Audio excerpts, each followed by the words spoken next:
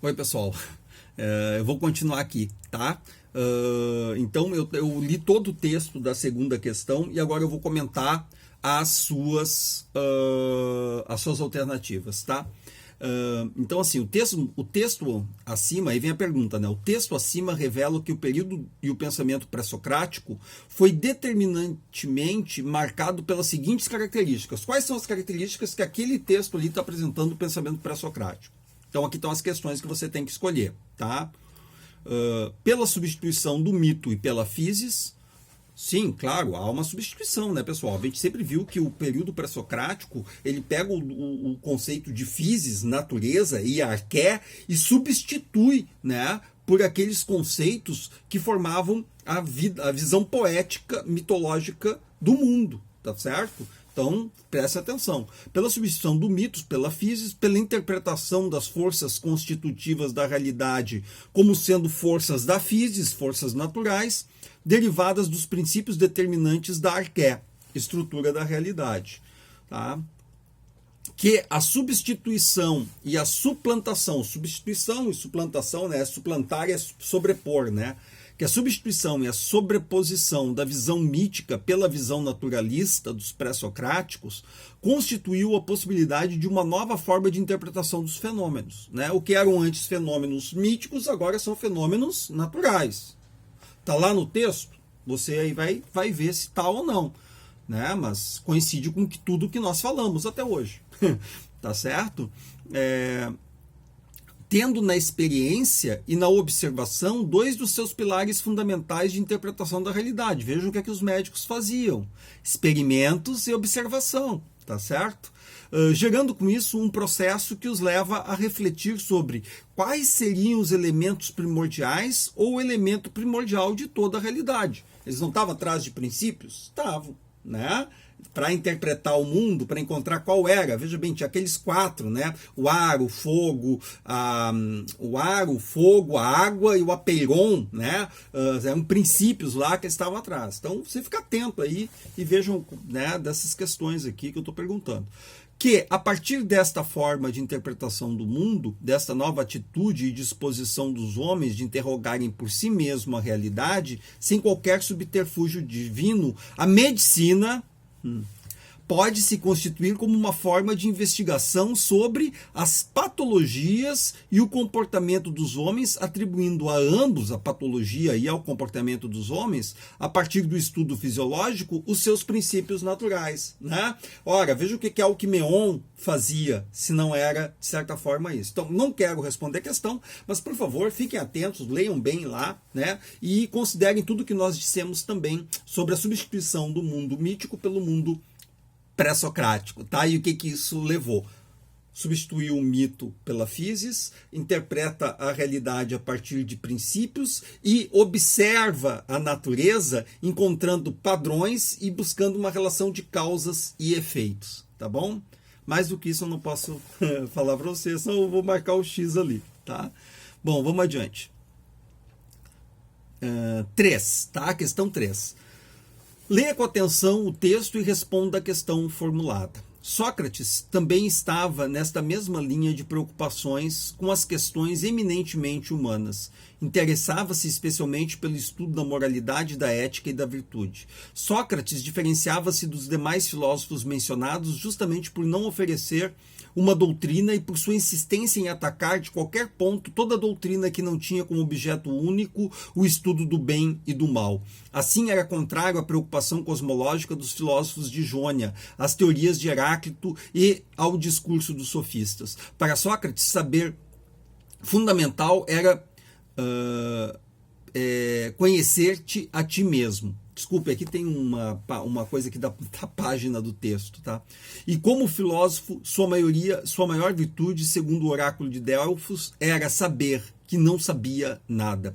Deste ponto de vista, é fácil estabelecer uma clara linha divisória entre o subjetivismo dos sofistas e o subjetivismo de Sócrates. Segundo os sofistas, o sujeito humano é um espelho da realidade, sendo esta multiforme. O espelho o será do mesmo modo. Os sofistas eram um tipo de filósofo com o qual Sócrates fortemente debatia. tá? E que acreditavam que o homem era um reflexo do contexto no qual ele estava. Tá? Segundo Sócrates, o sujeito humano é o centro de toda a inquisição, de toda a pesquisa, a reflexão. Como esta se reduz a uma única questão, conhecer o bem, o sujeito tem uma só realidade. Para Sócrates, todo saber deve estar dirigido para o conhecimento da realidade do homem. Sócrates tornou-se uma figura polêmica em seu tempo por destruir crenças tradicionais e demonstrar os falsos saberes. Contudo, o que mais incomodou seus contemporâneos foram suas referências ao modo de viver das pessoas. Ele era capaz de achar problemas em qualquer situação e estava muito mais preocupado em questionar do que solucionar. Para ele, a virtude e o saber não são incompatíveis, pois o saber levará à virtude e a virtude ao saber. A virtude deve aparecer como resultado de uma busca racional infatigável, de uma profunda penetração em si mesmo. Para confundir seus interlocutores, Sócrates procurava não definir e seguir... desculpe, eu mexi aqui... Para Sócrates, todo saber deve estar ligado e dirigido para o conhecimento da realidade do homem. Sócrates tornou-se figura polêmica, eu estou repetindo, tá? Em seu tempo, por destruir crenças tradicionais e demonstrar os falsos saberes. Contudo, o que mais incomodou seus contemporâneos foram suas referências ao modo de viver das pessoas. Ele era capaz de achar problemas em qualquer situação e estava muito mais preocupado em questionar do que em solucionar. Para ele, a virtude e o saber não são incompatíveis, pois o saber levará à virtude e a virtude ao saber.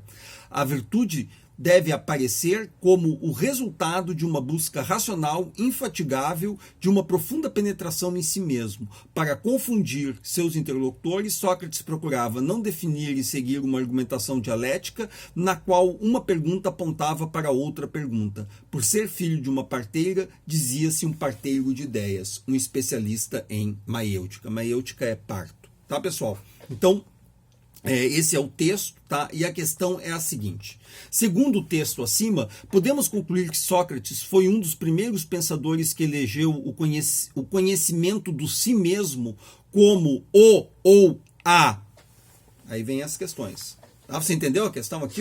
Segundo, o texto acima diz isso, né? Que o conhece a ti mesmo é algo fundamental para você conhecer a estrutura da realidade, que você vai conhecer o que é o bem e o que é o mal.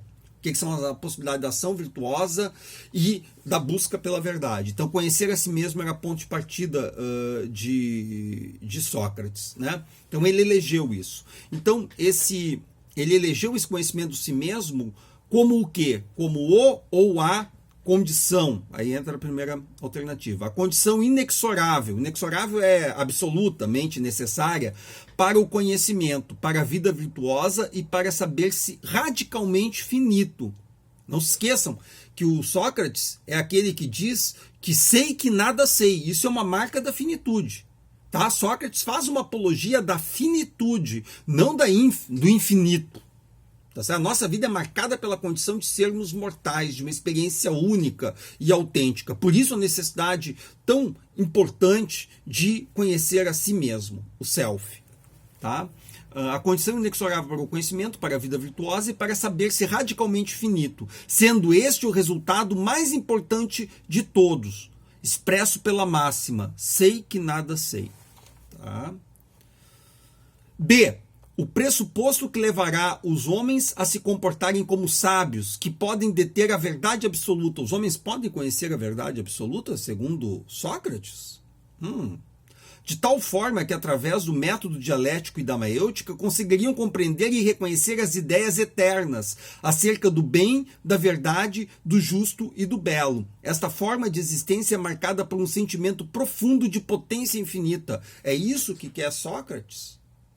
Claro que Sócrates quer que os homens consigam perceber o bem, o belo, a verdade. Só que Sócrates é o primeiro a dizer que eles jamais conseguirão, de uma certa forma, chegar a uma contemplação pura disto. Porque nós somos corpo e alma. Nós temos essa vida marcada por essa singularidade de experiências, né? Então, o importante é nós sabermos-nos finitos, tá certo? Mortais. O filósofo é aquele que acorda pela manhã e sabe-se mortal. A base, isso é o que diz Sócrates. C. a base para desculpe, tem um errinho aqui na prova, tá? A base para toda a mitologia futura, uma vez que Sócrates propõe o retorno ao reino da subjetividade, em que as verdades são relativas. Sócrates propõe que as verdades sejam relativas, ele propõe a ideia de bem e de mal. Sócrates se tornou um sofista, uma vez que nada se pode conhecer e nada se pode afirmar acerca da realidade do mundo exterior. Todas as alternativas estão corretas, todas as alternativas estão erradas, tá? Então vocês vão, a partir disso, ver qual é a questão que está mais correta, tá? Bom, quarto, uma questão sobre Aristóteles. Tá? Aqui eu já estou no período socrático, uma questão lá sobre mito, uma questão sobre pré-socráticos e algumas questões aqui sobre o período socrático. São 3 filósofos, Sócrates, Platão e Aristóteles, tá? Então vamos a essa quarta questão. Aristóteles constrói a primeira grande teoria filosófica sobre a liberdade na obra Ética Nicômaco. Nela, o filósofo elabora uma concepção de liberdade que integra o que é condicionado externamente, necessidade. Veja bem, o que está condicionado externamente está condicionado por uma ideia de necessidade. Da causa ao efeito tem uma relação de necessidade. Ao que acontece sem escolha deliberada, contingência. Então, tudo que é da ordem da necessidade não sofre a interferência de uma escolha deliberada, tá certo? Tá? Por exemplo, se eu sofro um ataque cardíaco, agora, nesse momento, que morri, eu deliberei sobre isso? Eu tenho como deliberar sobre isso? Não tenho. Isso é uma relação de causa e efeito, né? E uma vez ocorrido, muito menos. Tá certo? Eu posso deliberar sobre o fato de eu ter fumado 30 anos, né? Isso aí vai pesar, uma série de coisas. Posso deliberar sobre outras coisas que podem ter sido constituídas, fatos e fatores constitutivos da causa que me levou a ter um infarto, tá certo? Agora, sobre o infarto, sobre essa relação, eu não tenho interferência. Logo, é uma relação, né, necessária. Tá certo? Não ocorre ali a possibilidade da deliberação. Para Aristóteles, continua o texto, é livre aquele que tem em si mesmo o princípio para agir ou não agir. Olha só. Para Aristóteles é livre aquele que tem em si mesmo o princípio para agir ou não agir, para pegar este livro ou não pegar, para fumar ou não fumar. Tá certo? Nisso consiste a possibilidade da liberdade. Isto é, aquele que é causa interna de sua ação ou da decisão de não agir. Tá certo? Então eu posso ser causa, por exemplo, de agora, eu parei de fumar fazem 2 anos, né? Então de voltar a fumar. Posso, né? Em tese, é isso que ele vai dizer que é liberdade, a possibilidade de agir ou não agir. Isso é o livre-arbítrio, tá? A liberdade é, pois, concebida como poder pleno e incondicional da vontade para determinar a si mesma, ou para ser autodeterminada. Tá? Determinar a si mesmo, autodeterminação é a mesma coisa. Para Aristóteles, é livre aquele que tem... nas coisas, eu estava repetindo aqui, é que eu tenho que ficar olhando para vocês e para cá, e quando eu volto para olhar para ali eu me perco. Nas coisas de fato, nas quais o agir depende de nós, e onde estamos em condições de dizer não, podemos também dizer sim, de forma que se cumprir uma boa ação depende de nós, dependerá também de nós não cumprir uma ação má. É óbvio, se eu posso fazer o bem, eu posso também fazer o mal. Se eu fizer o bem, eu não estou fazendo o mal. Se eu fizer o mal, eu não estou fazendo o bem. Mas sou eu que vou me determinar, tá certo? E é nesse sentido que se constitui o livre-arbítrio. Eu sou causa da minha ação. E não é outra coisa que é, né, causa da minha ação, tá certo? Lá no mundo dos deuses, dos mitos, não havia liberdade para os homens. A ação do homem era causada, era resultado de uma ação divina. Entendem? Tá? Então aqui ele está advogando a tese do livre-arbítrio. A liberdade é pensada também como ausência de constrangimentos externos e internos. Isto é, como uma capacidade que não supera obstáculos para se realizar. Trata-se de espontaneidade possível do agente que dá a si mesmo os motivos e os fins de sua ação, enfrentando constrangimentos possíveis a serem superados. Por exemplo, existe uma barreira para eu ultrapassar, né? Isso é um impedimento, eu não estou livre, mas eu posso tomar decisões livremente para superar essa barreira, né? Posso superar, posso também não superar, mas eu fui livre para tomar as decisões, tá certo? Mesmo numa situação em que eu posso me encontrar preso. Tá bem? Bom, vamos lá.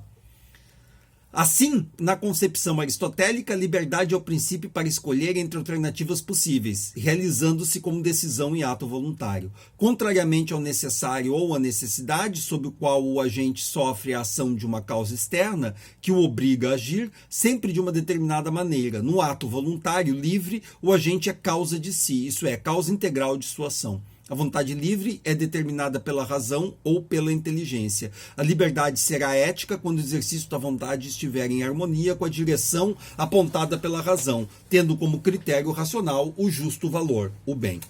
Tá bem? Esse texto aqui está lá na coisa, o texto é o livre-arbítrio e a liberdade em Aristóteles, tá? Então vamos à questão. A teoria da liberdade de Aristóteles é inaugural de uma nova subjetividade. Vocês concordam comigo que ela é inaugural? Ela é inaugural de uma nova subjetividade. Ao vincular a ação ao futuro contingente. O futuro não está determinado. Se eu sou livre, logo o futuro não está determinado para mim, tá certo? Eu posso mudar. A cada ação minha, o futuro vai se fazer no presente, tá certo? Então o futuro é contingente. O futuro não é mais determinado, não há mais destino para Aristóteles, tá? Dando condições de se poder pensar a subjetividade moral, tá? Eu responsável pelo meu futuro e pelo futuro dos homens, de certa forma. Cada ação minha deliberada é uma ação que eu poderia ter feito ou não daquele modo, correto? Então isso é a ideia de responsabilidade. Então vamos lá. Pois o livre-arbítrio, tá, é condição para a responsabilidade, e sem responsabilidade não haveria a possibilidade da moralidade e nem da justiça. A liberdade é a matriz da subjetividade desde o período mitológico. Olha, fiquem atentos. E sendo assim, Aristóteles apenas reinstaura uma doutrina que já estava estabelecida desde os tempos míticos. Isso aqui está contradizendo o próprio enunciado.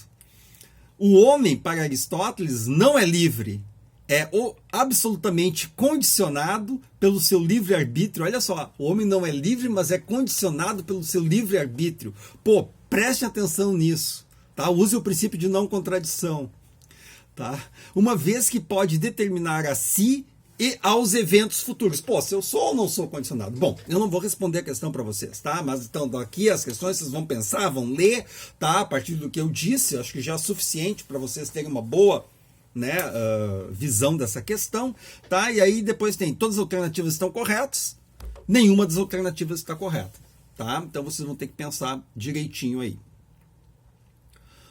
5. Pessoal, já é 18 minutos do nosso segundo bloco, tá? Eu vou ler mais essa aqui, vamos ver se eu começo um outro bloco aqui, tá?